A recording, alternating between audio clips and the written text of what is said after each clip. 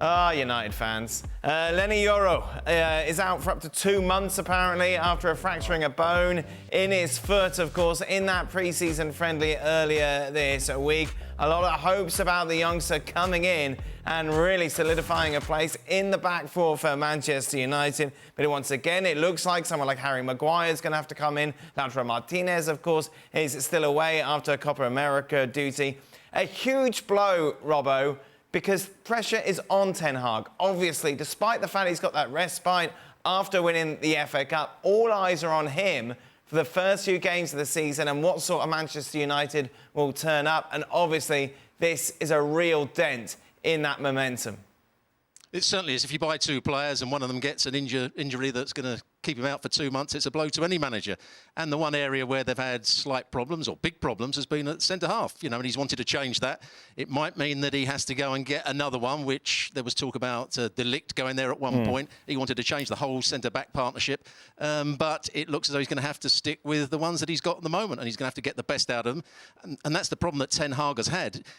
He was lucky that Maguire stuck with it and didn't take it out on Ten Hag and sulk too much, because when Maguire came back in the side, he did OK.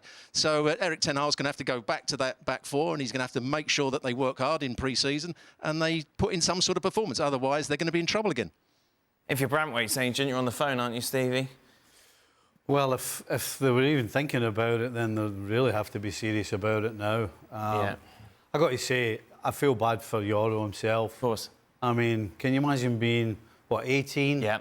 And you're going to be starting the season for Manchester United, and then just bang, just one challenge or whatever it was that made him get injured, and all of a sudden he's sitting on his backside. Absolute disaster. But you know what? It happens in football. It happens to all coaches. Unfortunately, it couldn't have happened at a worse time for Ten Hag.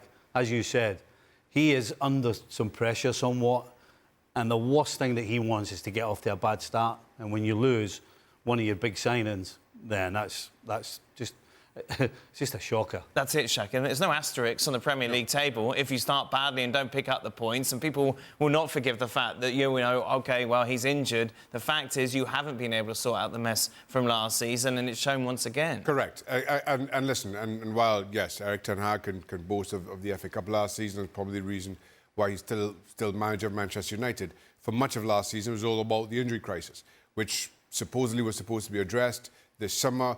Then all of a sudden, kind of given Manchester United's own position financially, you make this investment in Leny Yoro, and he pulls up with the same fate.